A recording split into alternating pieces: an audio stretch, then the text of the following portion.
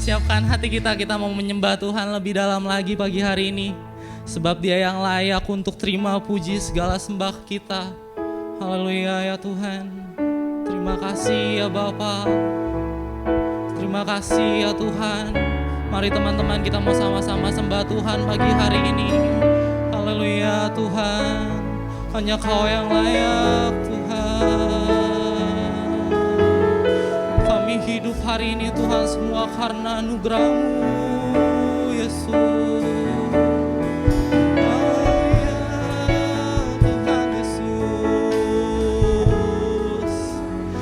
Seperti-Mu Yesus, Allah yang setia Tuhan Yesus, Allah yang dahsyat Tuhan Yesus, tiadalah seperti-Mu Yesus, sebab Kau yang layak ya Tuhan. Tiadalah seperti-Mu ya Bapa.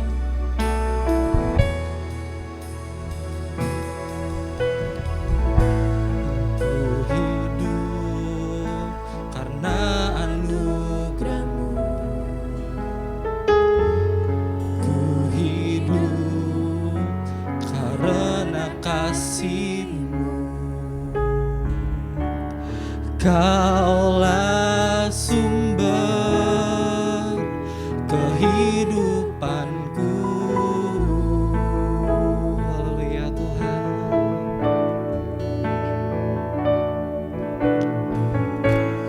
Ku hidup untuk menyembah-Mu.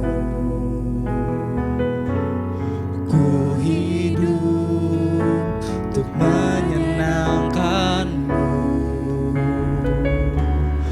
Kaulah pusat penyembahanku, sebab Kau yang layak Tuhan. Kau yang layak, hanya Kau yang layak. Kau yang layak.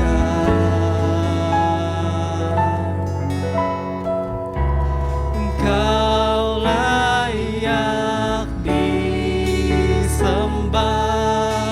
di dalam roh dan kebenaran. Kau yang layak, hanya Kau yang layak ya Tuhan. Kau yang layak.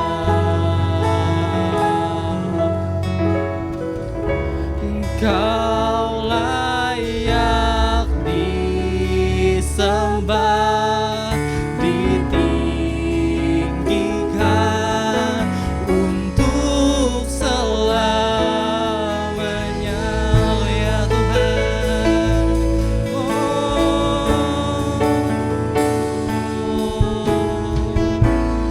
Ku hidup karena anugerah-Mu.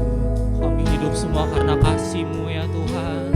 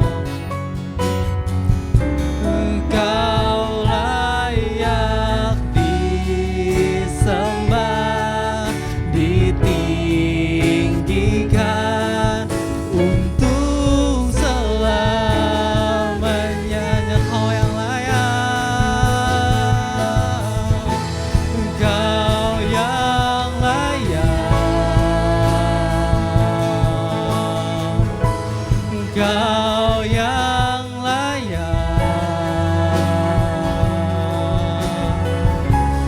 Kau layak disembah di dalam roh dan kebenaran.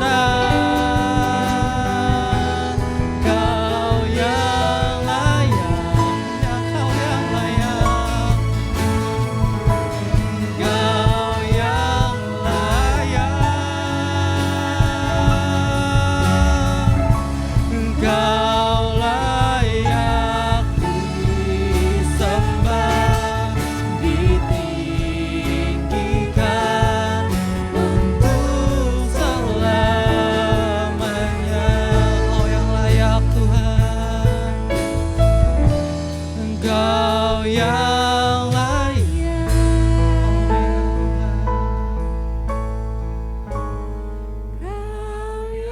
Kau yang layak.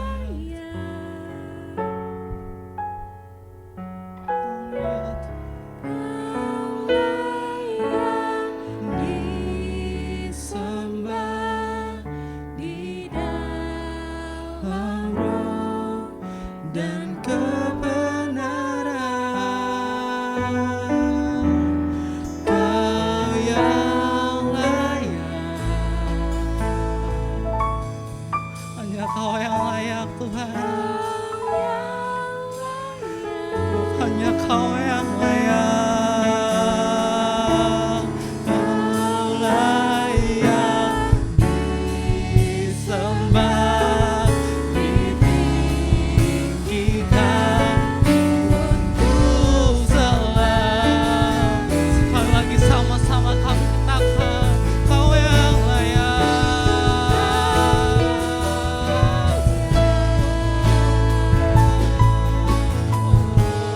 Kau yang layak, Kau layak disembah di dalam roh dan kebenaran. Kau yang layak, ya Tuhan, Kau yang layak, Kau layak disembah, ditinggikan untuk selamanya. Kau yang layak disembah ya Tuhan, Kau yang layak ditinggikan untuk selamanya. Beri kemuliaan buat Tuhan. Mari sama-sama kita sembah Tuhan. Haleluya Tuhan. Sebab Kau yang layak ya Bapa, tiadalah seperti-Mu ya Yesus. Kami kagum hormat akan Kau ya Bapa. Terima kasih Tuhan. Ya Rabba ya Rabba ya Rabba. Tiadalah seperti-Mu ya Yesus. Kau yang layak kami sembah ya Tuhan. Tiadalah seperti-Mu.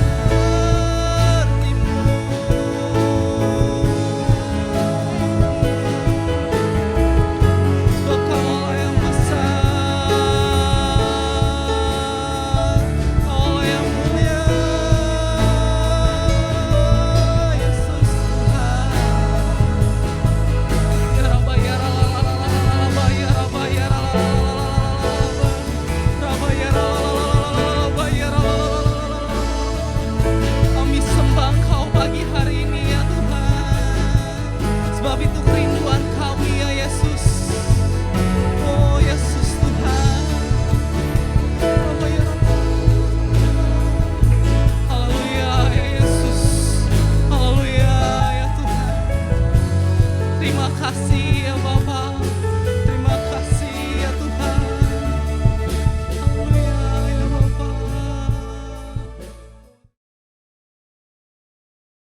Shalom sekali lagi saudara, termasuk saudara yang mengikuti ibadah online ini dari manapun saudara berada. Shalom. Yuk kita masuk firman Tuhan. Saya mau ngomong sesuatu yang very basic ya hari ini ya. Waktu saya siap khotbah, saya tahu ini basic banget. Tapi ini untuk dasar kita untuk boleh nanti masuk dalam khotbah serial berikutnya. Hari ini kita memperhatikan sungguh-sungguh proses penciptaan. Proses penciptaan ada beberapa ayat yang saya mau kita lihat, kita highlight sungguh-sungguh. Kejadian 2 ayat 7, ketika itulah Tuhan Allah membentuk manusia dari debu tanah dan mengembuskan nafas hidup ke dalam hidungnya. Demikianlah manusia itu menjadi makhluk yang hidup. Jadi dari sebuah ayat ini, sebetulnya kalau kita baca sekilas ya sekilas saja gitu ya. Tapi saya ajak saudara membaca dengan sungguh-sungguh. Karena dari yang tersurat itu pasti ada yang tersirat. Nah di situ dikatakan ketika itulah Tuhan Allah membentuk manusia itu dari tanah. Jadi ada pertama proses pembentukan, proses penciptaan, proses create. Jadi Tuhan menciptakan manusia dari debu tanah. Dan proses yang kedua namanya menghembuskan nafas hidup. Jadi pertama dibentuk dulu, diciptakan dulu, yang dulu tidak ada menjadi ada. Betul ya? Yang dulu tidak ada menjadi ada. Ini kan proses penciptaan. Bukan kayaknya, dalam hidup ini, cuman Tuhan yang bisa mengadakan yang tidak ada menjadi ada. Kalau manusia bukan menciptakan, manusia istilahnya membuat gitu ya. Misalnya masak itu kan bahan-bahannya sebenarnya udah ada. Misalnya mau bikin capcay, capcaynya sudah ada, belum ada capcay, tapi bahan-bahannya sudah banyak. Terus dibikin. Nah, tetapi Tuhan ajaib dari yang tidak ada menjadi ada. Yang tadinya bukan manusia menjadi manusia. Itu bicara tentang eksistensi. Boleh sama-sama katakan eksistensi. Jadi sebelumnya belum ada, terus Tuhan bentuk. Tuhan bentuk. Nah, waktu manusia itu sudah eksis, sudah ada, ternyata manusia itu belum hidup. Belum hidup, makanya Tuhan perlu menghembuskan nafasnya. Nah, waktu menembuskan nafasnya baru jadi hidup. Ya, jadi dari satu ayat sederhana ini, kalau kita ngelihat sungguh-sungguh ada dua proses besar. Nah, ini beberapa minggu lalu, beberapa bulan lalu sudah saya sampaikan. Waktu Tuhan menciptakan manusia, di situ dikatakan menurut gambar dan rupa. Supaya mereka berkuasa atas ikan di laut dan burung di udara dan atas ternak dan atas seluruh bumi dan atas segala binatang melata yang merayap di bumi. Di situ dikatakan, saya baca sekali lagi supaya nyantol, baiklah kita menjadikan manusia menurut gambar dan rupa kita, supaya mereka berkuasa atas ikan-ikan di laut, burung-burung di udara, dan atas segala ternak, dan atas seluruh bumi, dan atas segala binatang melata yang merayap di bumi. Allah memberkati mereka, lalu Allah berfirman, beranak cuculah dan bertambah banyak. Penuhilah bumi dan taklukkanlah itu, berkuasalah atas ikan-ikan di laut dan burung-burung di udara, dan atas segala binatang yang merayap di bumi. Kata-katanya keren ya. Penuhilah dan taklukkanlah. Taklukkan. Berkuasalah atas ikan di laut, burung di udara, dan atas segala binatang yang merayap di bumi. Nah, manusia waktu membaca ayat-ayat ini, terus terang banyak yang melakukan misinterpret ya. Mereka berpikir taklukkan berarti kita berhak ngapa-ngapain aja gitu ya. Sebetulnya bukan itu yang menjadi kerinduan Tuhan. Bicara tentang taklukkan dan berkuasalah, kalimat atau kata-kata yang mirip adalah bicara tentang Tuhan mau kita mengelola, memanage. Dan luar biasa, salah satu arti dari kata memanage adalah make it better. Wah, ini saya kaget ya waktu baca ini. Make it better. Kenapa? Karena walaupun Tuhan waktu menciptakan bumi, Tuhan berkata baik, semuanya baik. Semuanya baik ya, bener ya. Tapi Tuhan memberikan kepada kita kuasa untuk make it better, menjadi lebih baik lagi. Itu keren banget. Ayat 19 adalah pengulangan dari tadi, Allah membentuk dari segala binatang hutan dan segala burung di udara, dibawanya lah semuanya itu kepada manusia untuk melihat bagaimana ia menamainya. Dan seperti nama yang diberikan manusia itu kepada tiap-tiap makhluk yang hidup, demikianlah nanti nama makhluk itu. Jadi manusia diberi kuasa untuk punya pengaruh atas hidup binatang. Ini kan cuma ngomong memberi nama ya, tapi saya mau ngomong sesuatu yang lebih applicable. Jadi manusia diberi kuasa untuk memberi pengaruh, untuk influence binatang-binatang. Kalau binatang itu dinamain sapi, ya jadi sapilah dia. Iya kan? Kata-katanya gitu kan? Dia itu sapi, ya sapi. Dia itu gajah, gajah. Jadi kata-kata manusia itu diberi kuasa oleh Tuhan sehingga makhluk hidup yang diberi nama itu melekat dalam hidupnya. So powerful ya, so powerful. Kesimpulan. Loh, kok langsung kesimpulan kok? Iya, cepat kan khotbah hari ini. Jadi kesimpulan, waktu proses penciptaan itu setidaknya saya menemukan ada 4 hal. Nomor 1, Allah menciptakan manusia, bicara tentang create, bicara tentang yang tadinya belum ada, jadi ada. Tuhan ciptakan, terus jadilah manusia, jadi manusia. Namanya Adam. Tapi Adam belum hidup kan, mesti dihembusi nafas.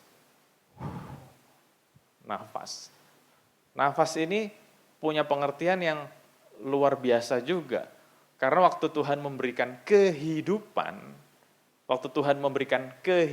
sekali lagi saya katakan, itu punya arti yang luas. Hidup ini bukan cuma bisa bergerak, bukan bisa jalan doang, bukan bisa cuma makan dan sebagainya. Tetapi Rasul Paulus mengatakan hidup manusia terdiri dari 3 elemen penting, roh, jiwa, dan tubuh. Jadi waktu ada nafas yang dihembuskan, ada sebuah transfer yang dilakukan oleh Tuhan dalam tubuh manusia tadi. Tubuh manusia yang sudah ada tapi belum hidup, diberi kehidupan. Nah, waktu diberi transfer oleh Tuhan itu, jadi apapun yang ada dalam Tuhan itu ditransfer ke manusia. Nangkep ya saudara? Jadi hidup ini saya harap saudara nangkep bukan cuma bikin kita bisa bangun tidur, bukan cuma bikin kita bisa mandi, bukan cuma bikin kita bisa kemana-mana. Tetapi ada sebuah hal yang jauh lebih besar daripada itu semua. Kita jadi punya pikirannya Tuhan, kita jadi punya rohnya Tuhan. Karena Tuhan menghembuskan nafasnya. Kayak transfer gitu loh. Transfer. Nah berikutnya dari ayat-ayat semua yang tadi sudah kita baca, Allah memberi tujuan dalam hidup manusia. Kan waktu Tuhan nyiptain manusia, Tuhan ngasih tujuan. Tadi kita udah baca ayat ya. Nah, jadi nomor 1 create, nomor 2 life, nomor 3 purpose of life.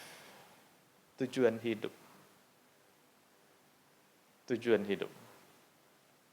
Dan yang nomor 4, kan tadi saya bilang 4 ya, nomor 4. Makna hidup. Meaning of life. Nggak ada yang bingung kan ya? Kan saya udah ngomong tadi ini basic. Kedepannya kita mau ngomong sesuatu yang lebih kaya, tapi yang basic saudara harus tahu dulu. Jadi pertama Allah menciptakan yang belum ada jadi ada, bicara eksistensi. Dulu nggak ada, terus jadi ada. Nah waktu sudah diciptakan, ada nggak? Waktu sudah diciptakan ada nggak? Ada dong. Mungkin saudara menganggap ini pertanyaan filosofis, enggak bener. Yang dulu nggak ada, setelah diciptakan jadi ada. Eksistensinya jelas. Jadi eksis, bahasa anak muda sekarang, eksis. Nah yang kedua, ada sebuah kehidupan yang ditransferkan. Nah tadi saya udah ngomong kehidupan bukan cuma bisa bangun tidur, terus mandi, tidak lupa menggosok gigi. Nggak cuma itu doang, lebih luas. Kita jadi punya pikirannya Tuhan, kan roh, jiwa, dan roh, jiwa, tubuh. Selalu kita berpikir kehidupan hanya di level tubuh. Tapi masuk ke dalam level jiwa, ada pikiran, perasaan, dan kehendak. Kita jadi punya pikirannya Tuhan, jadi punya perasaannya Tuhan, jadi punya kehendaknya Tuhan. Will of God. Itu ditransfer sama Tuhan. Dan kan tadi ngomong roh, jiwa, dan tubuh. Dan setelahnya ada roh. Nah, jadi rohnya manusia selalu berhubungan dengan Tuhan. Di Taman Eden kita bisa lihat Adam ngobrol sama Tuhan. Jalan berdua sama Tuhan. Waduh, keren banget ya. Jalan gitu. Ya jalan berdua lah sama Tuhan. Kayak saya sama saudara, kayak saudara sama saya, dan sebagian dari kita gitu kan. Jalan berdua, ngobrol asik. Malaikat dari jauh ngeliatin. Wah, keren banget yang namanya manusia ya. Bisa jalan sama Tuhan, ngobrol sama Tuhan. Ya saya harap saudara bisa mengimajinasi, keren banget gitu ya. Karena kalau saya lagi mengimajinasi, keren banget ya. Satu hari kelak saya mau begitu lagi. Jalan lagi sama Tuhan berdua, ngobrol, tukar pikiran gitu ya. Karena Tuhan menciptakan kita bukan hanya menjadi objek, tapi Tuhan mau kita jadi partnernya Tuhan. Contohnya Abraham. Waktu Tuhan mau menghukum Sodom dan Gomora, Tuhan sampai ngomong, aku mestinya ngomong dulu nih sama Abraham. Sampai sekarang pun saya masih terkagum-kagum loh dengan statement itu. Siapa sih Abraham dan siapa Tuhan gitu ya.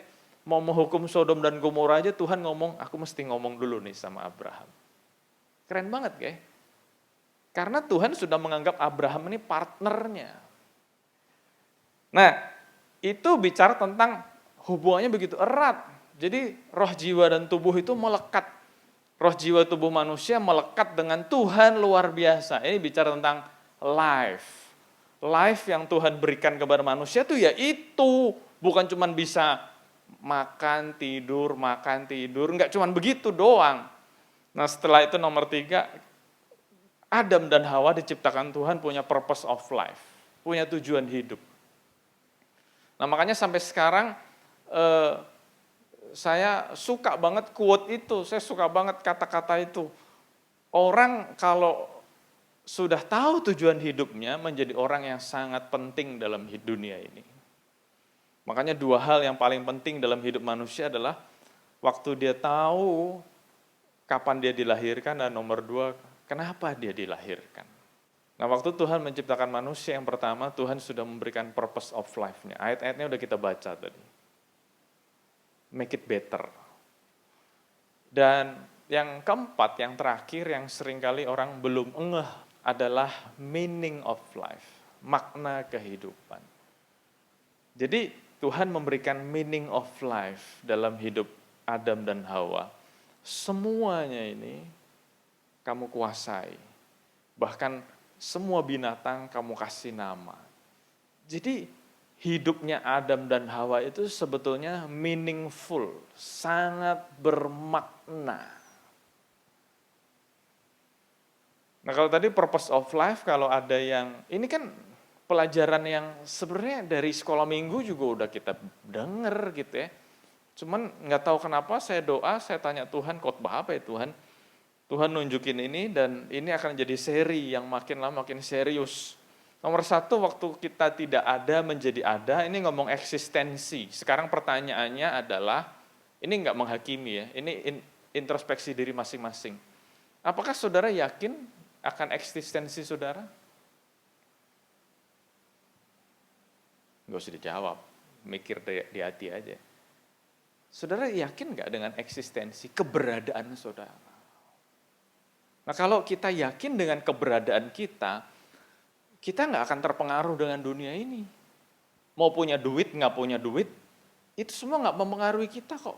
Mau indeks naik, indeks turun, nggak mempengaruhi kita kok. Mau Bitcoin naik, Bitcoin nyungsuk, nggak mempengaruhi kita kok. Kenapa? Because I know my eksistensi.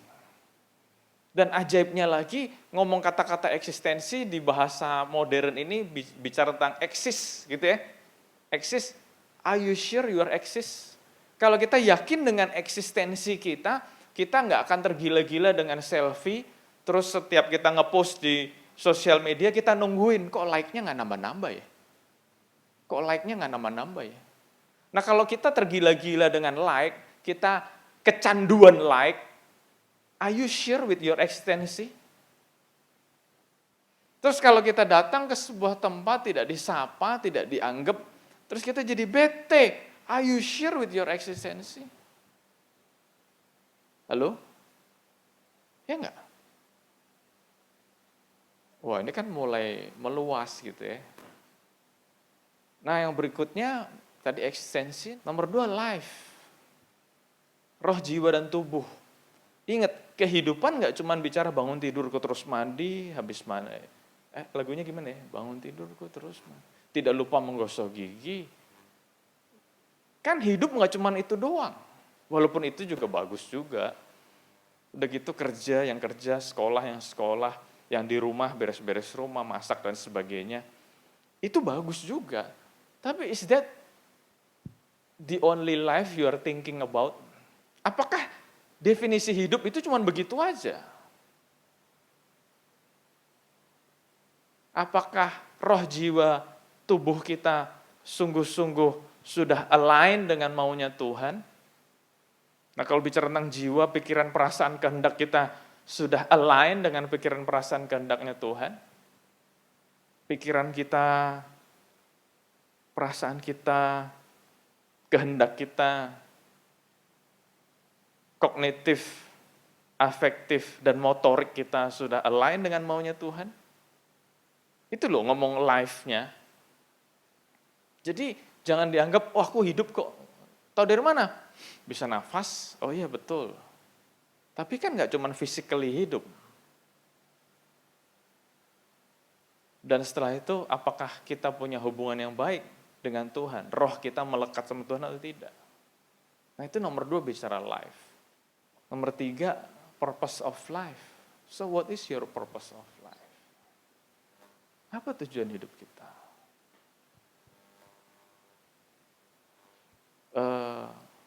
Tujuan hidup, yang penting jadi orang kaya deh kok.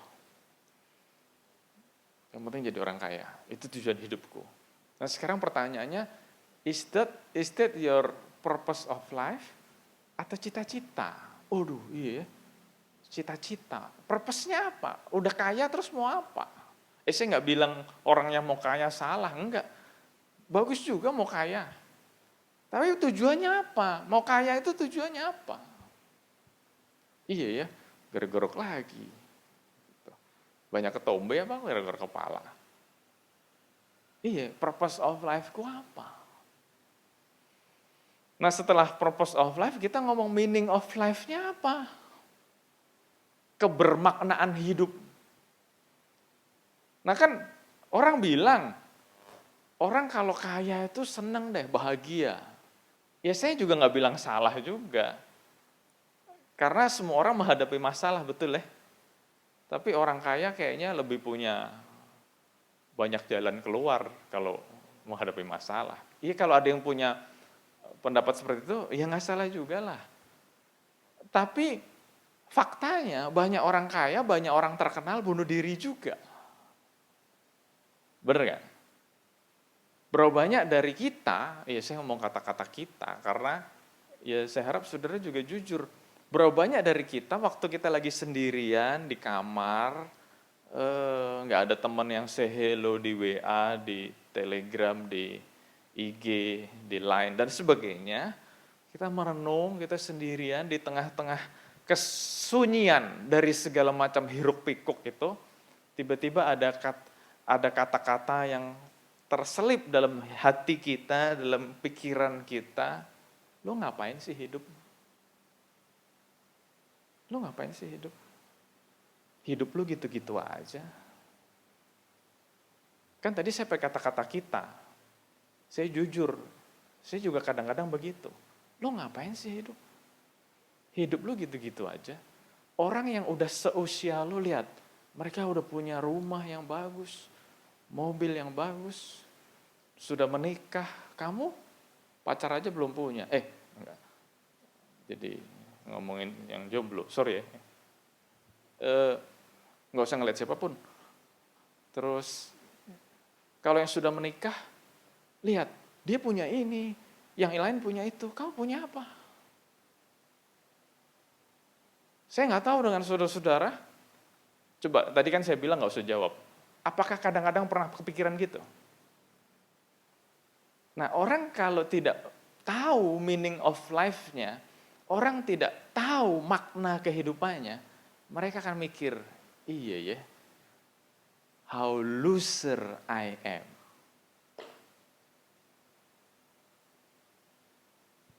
Halo? Wah, Konatan khotbahnya hari ini berat banget. Oh, bagus deh, berhasil gua. Ada nggak yang mikir gitu?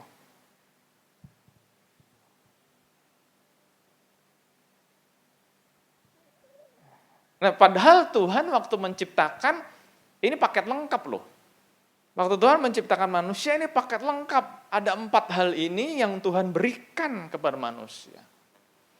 Jadi sampai misalnya, saya nggak berharap, saya nggak doain. Misalnya, sampai kita seperti Ayub, kehilangan semuanya.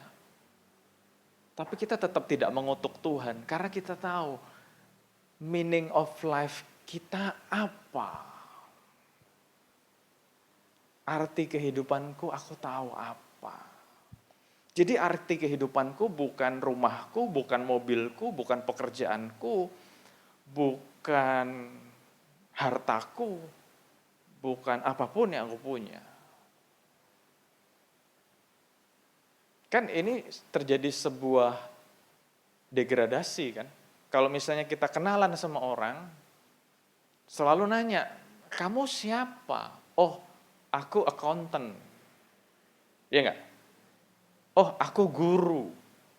Oh, aku pendeta. Oh, aku marketing. Jadi kesannya pekerjaan kita menjadi identitas kita. Betul nggak? Bagaimana kalau sampai akhirnya kita nggak bisa kerja lagi? Bagaimana kalau sampai akhirnya kita di PHK dan dipecat? Apakah kita kehilangan identitas kita? Oh iya, menurut dunia iya. Karena menurut dunia pekerjaanku, identitasku. Jadi kalau seorang accountant tiba-tiba tidak jadi accountant lagi, kiamat buat dia. Nah tapi kita mesti ngerti dong, meaning of life kita bukan apapun yang kita miliki secara tidak fana ini. Yang mengerti Tuhan Yesus. Jadi walaupun kita di PHK, dipecat, kita tidak kehilangan meaning of life. Karena kita tahu meaning of life kita apa. Makanya orang-orang yang bunuh diri itu kan merasa meaning of life-nya terganggu. Iya ya, buat apa gua hidup kalau gitu? Padahal mereka punya uang banyak. Mereka punya kekayaan, mereka punya popularitas. Jadi saya menemukan sebuah kesimpulan, yang salah bukan popularitasnya, yang salah bukan kekayaannya. Jadi kalau saudara berasa, oh kalau gitu nggak perlu kaya ya, kalau gitu nggak perlu populer, salah juga.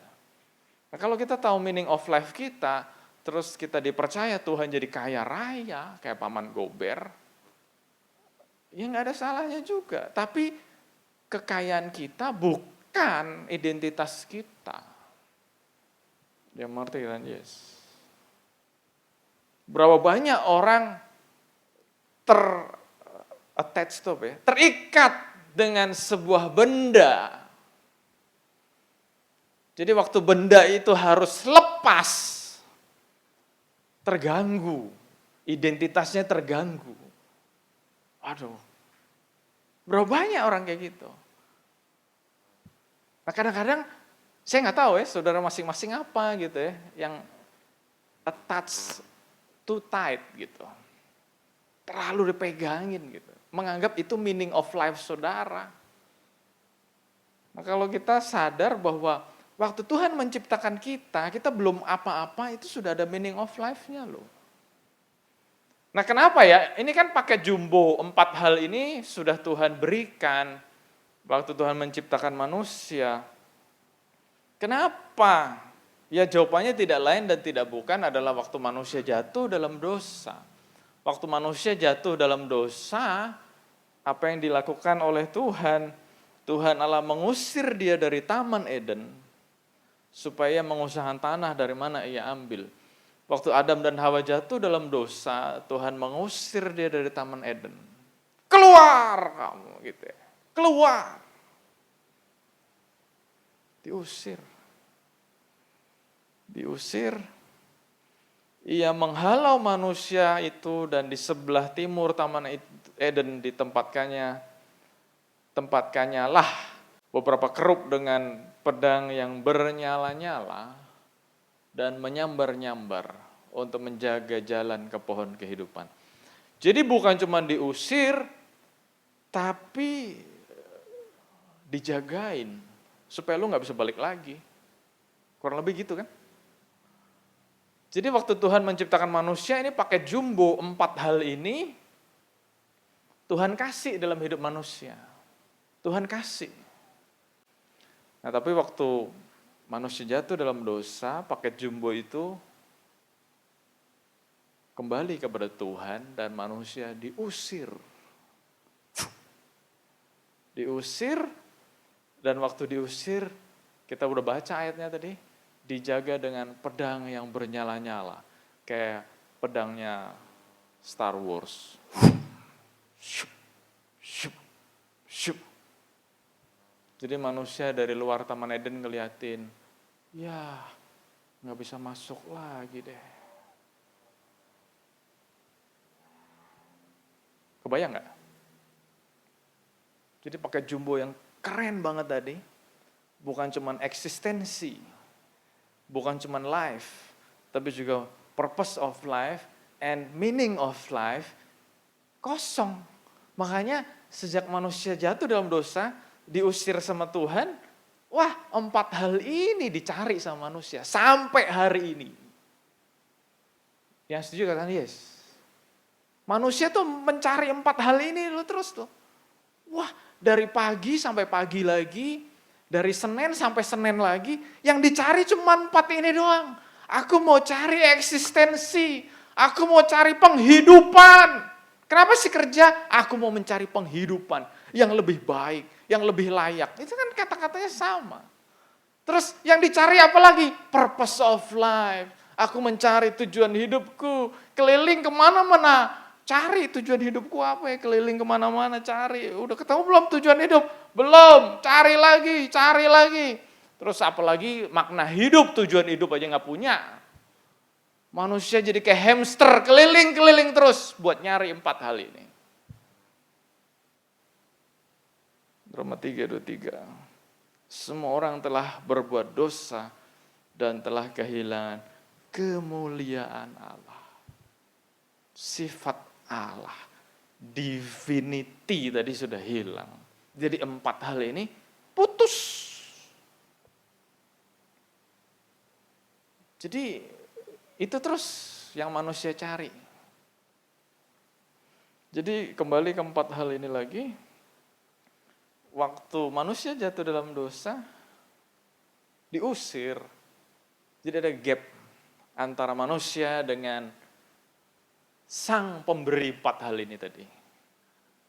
Ya kan? Ada gap. Padahal ini 4 hal ini yang selalu dicari manusia. Tetapi belum dapat juga. Kenapa? Ternyata karena ada gap. Dari sang creator dengan kita itu ada gap. Gapnya apa? Ya pertama udah diusir. Terus dijagain lagi dengan pedang yang berapi-api. Ya kenapa begitu? Ya karena dosa kita, karena dosa manusia. Jadi ada gap. Walaupun manusia kayak hamster muter-muter cari 4 hal ini terus, ya gak bisa dapat. Kenapa?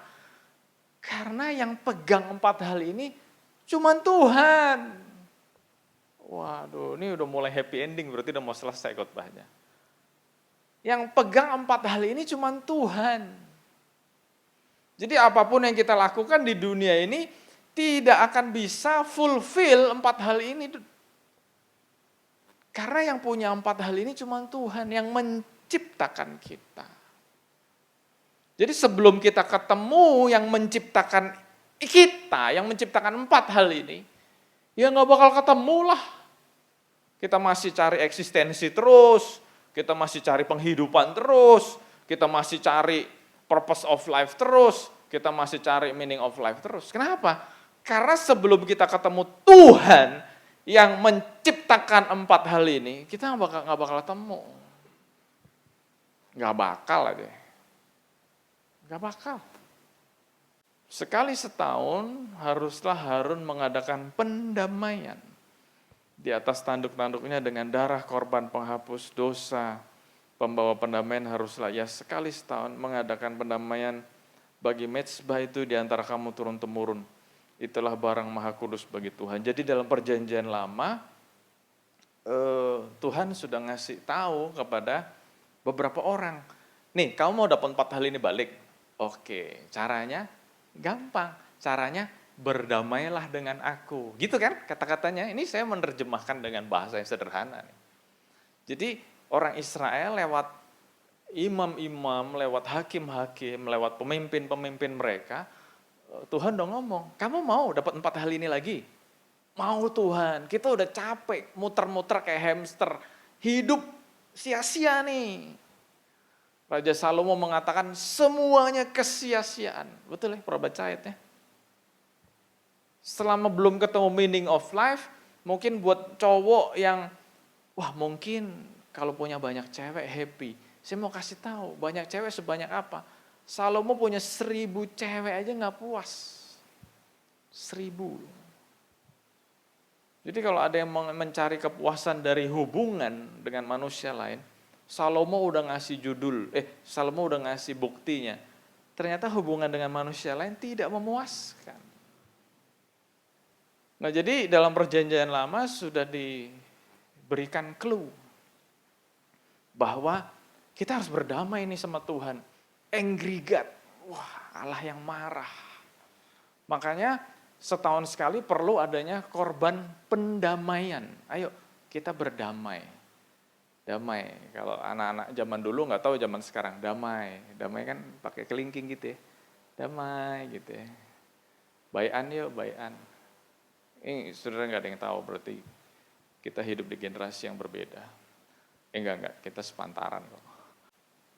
Jadi perjanjian lama sudah diberi sebuah clue, kalau kita mau mendapatkan 4 hal ini kembali, kita harus berdamai dengan Tuhan.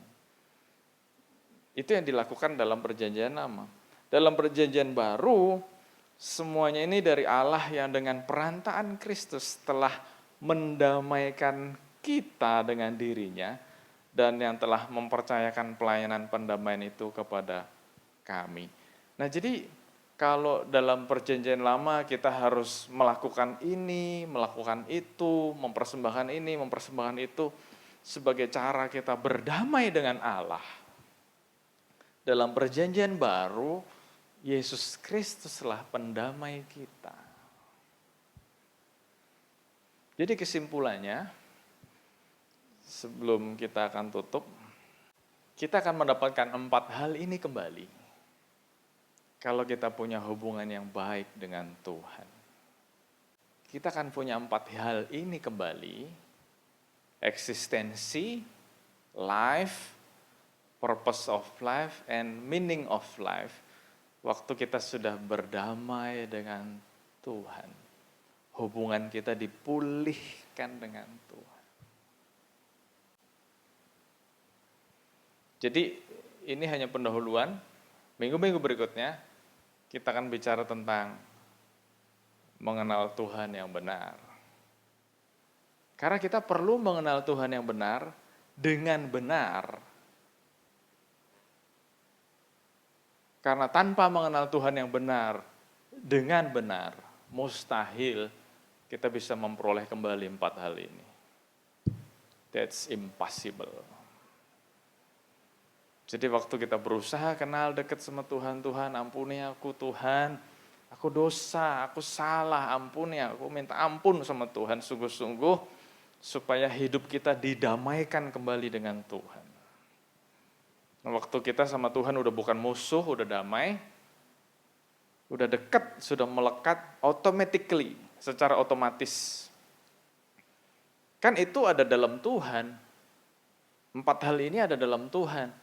Nah, waktu kita dekat sama Tuhan, automatically 4 hal ini pun akan kembali disalurkan oleh Tuhan kepada kita. Jadi orang yang sudah levelnya sampai mengenal Tuhan luar biasa, dia nggak bakal pusing dengan eksistensinya. Kenapa? Aku tahu siapa aku di dalam Tuhan. Aku punya hidup yang luar biasa. Makanya Rasul Paulus berkata, kamu mau sombong? Kan Rasul Paulus lagi ngobrol tuh kan sama orang-orang sombong, orang-orang songong itu kan. Kamu mau sombong? Oke lah, kalau kamu mau sombong, sombonglah karena kamu mengenal Tuhan yang benar. Dengan kata lain, Rasul Paulus tahu siapa dia, walaupun secara manusiawi dia nggak punya apa-apa, nggak punya rumah, nggak punya mobil, nggak punya macam-macam dia nggak punya kan. Jadi nggak punya apa-apa kalau kita tahu siapa kita di hadapan Tuhan. Kita akan tahu hidup kita akan tahu tujuan hidup kita akan tahu makna hidup kita. Jadi kalau malam hari kita mau tidur, belum bisa tidur, ada suara-suara itu. Kamu ngapain sih? Ada kerjaan kayak gitu-gitu aja. Liatin teman kamu tuh, liatin di sosmednya tuh. Dia udah kemana-mana, dia udah bikin-bikin apa. Itu udah gak mempan buat kita. Kenapa? Karena aku tahu di dalam Tuhan, aku punya makna kehidupan. Yang syukur dan yes. Yuk, makin berdiri. Bapak, kami sungguh bersyukur Tuhan untuk hari ini. Engkau sungguh baik, sangat baik, amat baik buat setiap kami. Kami percaya gak ada yang kebetulan dalam hidup ini. Kalau Engkau sudah menyampaikan isi hatimu tentang topik ini, kami percaya Engkau punya rencana yang dahsyat buat kami. Ajar setiap kami Tuhan, tidak lagi terpengaruh dengan dunia, tapi kami sungguh-sungguh mau melekat sama Tuhan. Mau sungguh-sungguh mencari Tuhan, mau sungguh-sungguh dekat sama Tuhan. Karena kami tahu Engkau mempersiapkan hal-hal yang dahsyat dan luar biasa buat kami.